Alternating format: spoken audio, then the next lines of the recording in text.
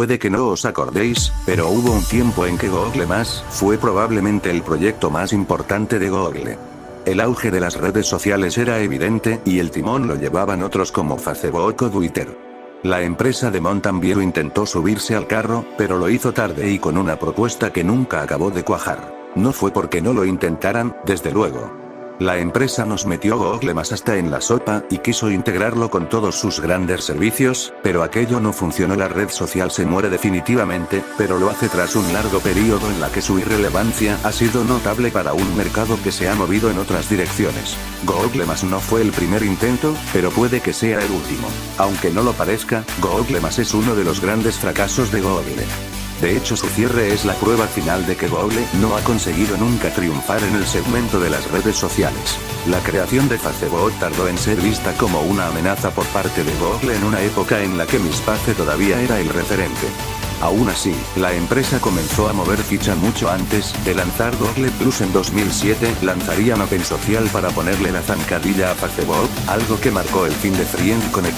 Esta red, lanzada en 2008, replicaba el modelo de Facebook y MySpace, pero con un modelo descentralizado en el que se aprovechaban estándares abiertos como OpenID. ¿Os acordáis de OpenID?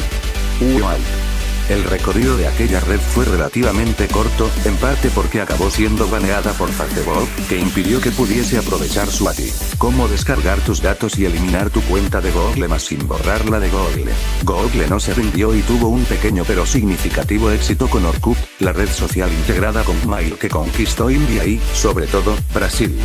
Aquella red acabaría siendo cerrada en 2014, y aunque no estuvo exenta de problemas, ha acabado siendo el mayor éxito de Google en este terreno. Más tarde lo intentaría de nuevo con Google Boots, que nació en febrero de 2010, pero que no aguantaría mucho el funcionamiento. A pesar de contar con opciones llamativas por su integración en Mail y sus opciones como servicio de microblogging, fue muy criticada por sus preferencias de privacidad.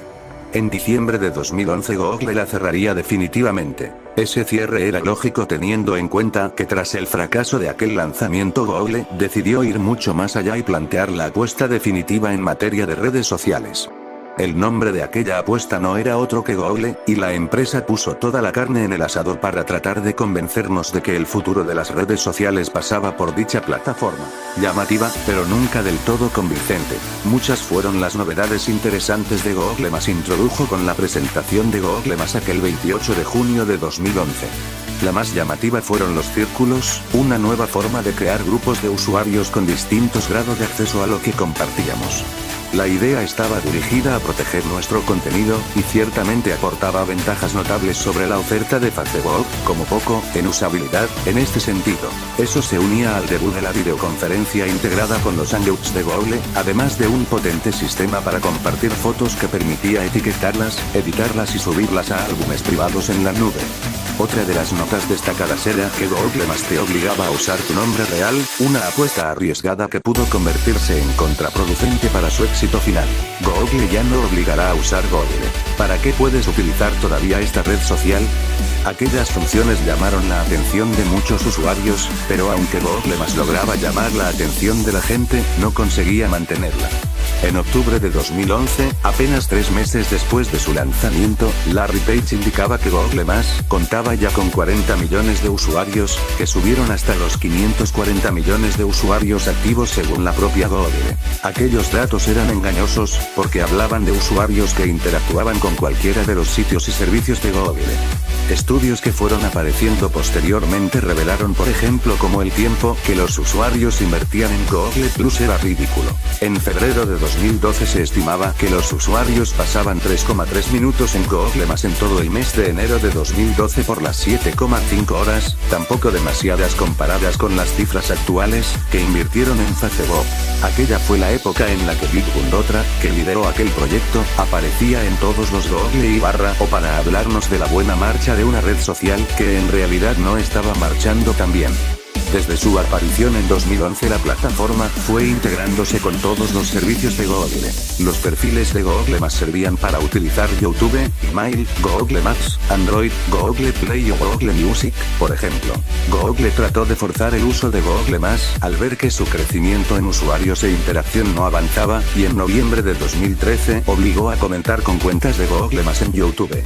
Aquella decisión fue enormemente criticada, entre otras cosas, por la privacidad que restaba a los usuarios. Google deja de marearnos con decenas de apps y servicios. Menos es más, y Google Tasks es la prueba de ello. Aquel fue un punto de inflexión para una plataforma que empezaba a mostrar signos de agotamiento con críticas constantes y un bajo índice de actividad. Big Dothraki acabaría abandonando la compañía en abril de 2014. Google Más parecía herido de muerte, y poco a poco se produjeron más pruebas de cómo la red social se iba desmembrando. Primero fue el abandono de Direct Connect, pero después vinieron la desaparición de las fotos de autores y los círculos en los resultados del buscador, la importación de vídeos a YouTube o la posible separación del servicio de fotografías de Google. En julio de 2014 la empresa decidió que ya no era necesario usar el nombre real para utilizar la red social, pero era demasiado tarde. Google nunca abandonó del todo a Google. La empresa dividió su gestión y desvinculó por fin YouTube de Google, pero sobre todo realizó cambios de diseño importantes en diciembre de 2015 que recuperaban algunas características demandadas como los GIFs animados. También trataba de introducir nuevas características como las conexiones, millennials en redes sociales. He perdido contacto con la sociedad de mi edad. Sin embargo, Google Más seguía desangrándose. Otras alternativas habían reducido a la mínima expresión la relevancia de Google, y de hecho hasta Facebook se vio amenazada por una Instagram que lo conquistaba todo y que acabó adquiriendo en un movimiento estratégico colosal. Google Más seguía ahí, pero casi como un fantasma. Uno que no obstante deja huérfanos a un buen número de usuarios que seguían aprovechando sus comunidades como punto de encuentro. Sí, hay gente que echará de menos Google Más, y que busca alternativas. Puede que la red social de Google no fuera ya muy utilizada, pero sus funciones seguían siendo útiles para muchos usuarios. Varios de ellos han ido enviando sus mensajes en esta red social, y en la mayoría de los casos lamentan el abandono y cierre de una red social que a ellos les seguía aportando cosas. La red social seguirá estando disponible como una red social segura para empresas, pero su funcionamiento como red social para usuarios desaparecerá, algo que lamentarán sobre todo aquellos que durante años se unieron a comunidades de usuarios, que eran grandes puntos de encuentros para aficionados a diversas temáticas. Esas comunidades reunían por ejemplo a educadores o amantes de los juegos de mesa, pero también hay grandes comunidades como la que reunía a usuarios de Android, 370.000 participantes, a usuarios de Windows, 280.000 participantes, de Linux, 285.000 participantes, o comunidades muy activas relacionadas con proyectos como CyanogenMod, 273.000 participantes, o con marcas como OnePlus, 50.000 participantes. También había verdaderas celebridades dentro de esta red social, y una de las más conocidas era el fotógrafo Trey Ratcliffe, que con casi 9 millones de seguidores se había construido una reputación gracias a una red social que le permitió explotar su trabajo. El propio Ratcliffe explicaba cómo esta decisión de Google le obligaba a trasladar esa actividad a su grupo de Facebook, una de las alternativas consideradas por algunos usuarios. Esas alternativas, no obstante, no están tan claras como podría parecer.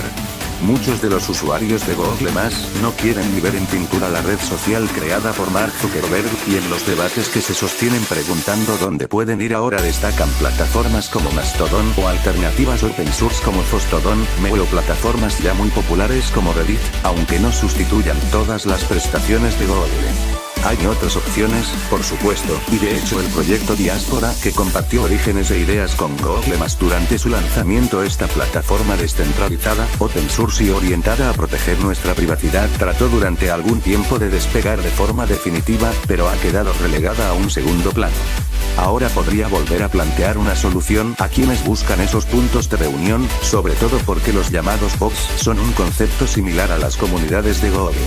Las alternativas están ahí, pero de nuevo nos encontramos ante una situación en la que Google quizás podría hacer algo más allá de cerrar los proyectos. Ceder su código y abrirlo para que los usuarios puedan aprovecharlo y que el proyecto siga viviendo sería una buena opción. Sin embargo, volvemos a sufrir las consecuencias de depender de terceros para disfrutar de un servicio que no controlamos. Si Google, o cualquier otra, decide abandonarlo, los efectos son desde luego molestos para muchos. No olvides suscribirte y dar like a este video. Me ayudarías muchísimo. Bendiciones.